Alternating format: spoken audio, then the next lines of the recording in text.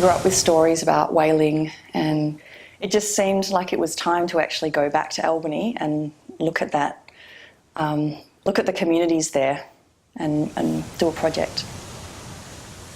In the past I've worked a lot with sort of animal subject matter. I'm really interested in the symbiotic relationship that we as humans have to animals, and how everything that we do has an impact on them. I was specifically interested in the history of whaling in Albany. So commercial whaling was banned in Australia in, I think, 1977, which is the year that I was born. And the year after that, the last whaling station in Australia, which was in Albany, shut down.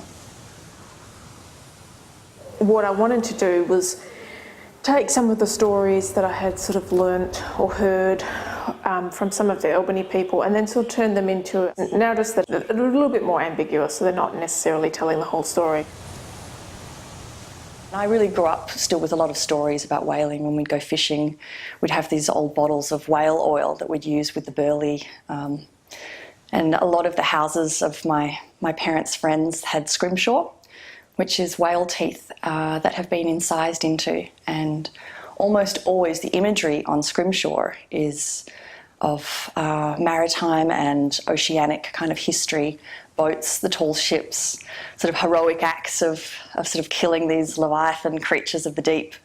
And they're amazing objects, they're incredible, and the skill that goes into incising onto them. And I thought it would be really interesting actually to look at this art form again now as a contemporary art form, and think about what other stories sort of haven't been told to do with this history of whaling and the end of whaling, and think about doing a contemporary project that looked at scrimshaw.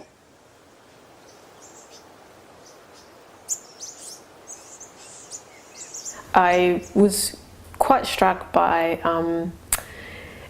the differences in people's opinions regarding whaling in Albany. It was quite noticeable to me that some people were really quite perturbed by the idea of someone actually using an artefact, even if it was an antique artefact. So there was a real sense of not wanting to step on anyone's toes in regard to the material that was actually used.